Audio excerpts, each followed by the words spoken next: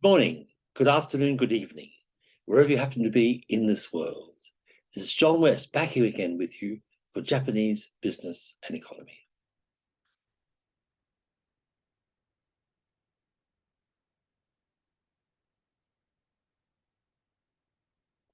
Yes, John West back again for Japanese Business and Economy. And we're here for the second half of Class 5, Class 5B. And here we're going to have a brief look at Japan's experience with COVID-19, perhaps the biggest event in the world in recent decades. Now, how did Japan do in managing COVID-19? Now, Japan has actually managed COVID-19 pretty well, with 29.8 million cases and 59,000 deaths for its population of 126 million people. So this is a relatively low number compared with, say, the US, France, Germany, and the UK. All the data I'm quoting here, in fact, come from the Johns Hopkins COVID database. Now, by comparison, the US had 101 million cases, but over 1.1 million deaths for its population of 33 million. So that if you calculate the ratios there, you see that the death rate in Japan was very much lower than the US. Now, I've put in here some statistics for the countries of the students in our class. Now, the top country there is Australia. We have one Australian student. Of course, I am Australian too. Australia had 11.1 million cases, so almost half the population. 17,100 deaths for a population of 25 million. The Philippines had a much lower number of cases, 4 million cases, but 65,000 deaths for its population of 110 million. Indonesia had 6.7 million cases, 161,000 deaths for its population of 276 million. Russia, 21.5 million cases with 386,000 deaths with its population of 143 million. And the Ukraine, 5.7 million cases, 119,000 deaths for its population of 44 million. So this data is very interesting to look at, but I think we know that none of this data on COVID is perfectly accurate. A lot of this is just estimates. And I think when we're thinking of Japan, it should really be compared with other advanced countries like US, France, Germany, and the UK. And on that basis, Japan has done pretty well. So how did Japan do it? How did Japan do pretty well? Now, there are many theories, and we'll never have a precise answer to this, but there are a few points that should be mentioned. Firstly, Japan has universal health care. That's not the case in all countries, notably the US, where a number of people still don't have access to health care. So the universal health care may have been a factor. Now, early and effective communication for the public to avoid closed and crowded spaces and close contact. This may have also been very helpful. And what is relevant here is that Japanese people tend to follow guidance from the government when the government makes recommendations like this. The next point would be the cultural norms of mask wearing. Now, I lived in Japan for a number of years, and it's very striking that if someone has a flu or someone has a cold, they will wear a mask so as to protect their friends, protect their colleagues, protect the people who are in the metro with them. They don't want to spread their disease to other people. So this is very, kind and altruistic. It's very much a Japanese thing. So mask wearing, I'm sure, has played an important role. And now, in focusing on COVID, the Japanese government tended to focus on clusters of cases rather than spreading themselves thinly across the board. That may have also been a factor. And Japan had a good system for contact tracing of COVID-19. Now, it's important to say that Japan never actually had a countrywide or citywide lockdown. It had a lockdown of the country as a whole. It closed up to foreign tourists and foreign visitors. But within the country, there was no countrywide or citywide lockdown. And this is for political legal reasons that go back to the Japanese constitution. At the same time, the Japanese government declared a state of emergency in stages across the country, which encouraged non-essential businesses to shutter their doors, which encouraged companies to promote more teleworking, and encouraged sports and other live entertainment events to be cancelled. So there was a great deal of communication and the government trying to guide the country to take a low-risk option when it came to COVID-19. Now, when we're thinking of COVID-19, I think it's useful to think of the fact that Japan is a country very much used to natural disasters and responding to natural disasters. With over 1,500 earthquakes a year, along with tsunamis, flooding, mudslides, typhoons, Japanese people are no strangers to natural disasters. Their collective experience of natural disasters has built up a strong resilience and stoicism among the population, as well as a capacity to think of practical solutions.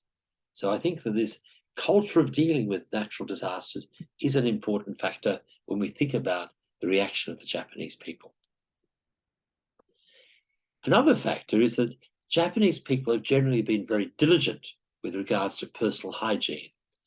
Japanese culture places a great emphasis on cleanliness and adhering to government's requests. So I'm sure, again, washing your hands, staying clean, not sneezing on other people, all of these factors probably played a role in Japan. Now, what about COVID-19 and the Japanese economy? Now, COVID-19 hit the Japanese economy very hard. In 2020, GDP fell by 4.6% as consumption and investment declined. As the world economy was hit, Japan's exports also fell sharply. A noticeable thing was the fall in foreign tourist arrivals. Over the previous decade, foreign tourist arrivals had quadrupled in Japan to 32 million. And with the closing of the borders, it virtually collapsed to almost nothing. Now, with COVID-19 under better control and rising vaccination rates, the world economy recovering, and the benefit of government stimulus, Japan's economy has been bouncing back and grew by 1.5% in each of 2021 and 2022. This means, however, that Japan will struggle to get its GDP up to the pre-COVID trend level. Now, who are the people who suffered the most from this hit to the economy from COVID-19? Now, in fact, it was low-paid and temporary workers, notably in the hospitality and tourism sectors, who were most exposed to the economic downturn. Now, this reflects, in part, the dualistic nature of Japan's job market, where one group has job security and another group, nearly 40% of the country's labour force, are irregular workers, workers who work in situations of insecurity with short-term contracts, casual work, and so on. Now, a really tragic aspect of COVID-19 in Japan has been suicide. Now, the OECD reports that as the pandemic wore on, the suicide rate rose during 2020, and by the end of the year was significantly higher than in the pre-pandemic period. By contrast, the suicide rate in the United States actually fell in 2020. And the rise in suicides was the same people I mentioned a moment ago who've been really hit by COVID-19. This is women and younger adults who are overrepresented in hospitality and tourist sectors and more likely to be irregular employees. Now, in 2020, the general government budget deficit ballooned out to 9% of GDP and stayed there at around 6% in 2021 and 2022. What this means is that Japan's debt problem, which has been growing now for a few decades, became even worse during COVID. And Japan's public debt today represents 250% of GDP, the highest of all OECD countries. Now, an interesting aspect that has been observed in many countries is that COVID-19 has highlighted the world's excessive dependence on China as a supplier of health and medical equipment, along with pharmaceuticals. Now, the Japanese government is concerned about the insecurity of this dependence on China, and so the Japanese government has allocated subsidies of about 2.2 billion to incentivize the return of high value added supply chains back home to Japan from China, and also to diversify lower value added supply chains to ASEAN countries. Now, the last point I'd like to talk about is digitalization. Now, as we talk about in our class later on, Japan is a little bit backward, quite frankly, when it comes to digitalization. And this is something that strikes many Chinese and Korean students that I have in Japan. They find that their countries are ahead of Japan when it comes to digitalization. But as in many countries, COVID-19 has proved to be an opportunity for Japan to accelerate its digitalization. Online education, which we're enjoying now, was once quite a rarity in Japan, but now it's sweeping through the education sector. Conferences today are now frequently held by Zoom in Japan, as in most parts of the world. And this is something quite new. Japanese conferences were never sort of available to the rest of the world. It was very much a closed shop. And so this is exposing Japan's traditionally insular academic sector to the world. Another point is that electronic commerce is up, with many consumers now buying online, something which was much less common in the past. And many salarymen are now working from home. And again, that was something which was quite unusual in the past, working from home. And so this is more and more.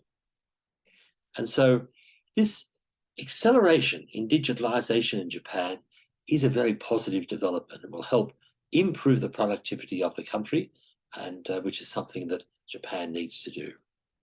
So I'd like to thank you very much for sharing this moment with me.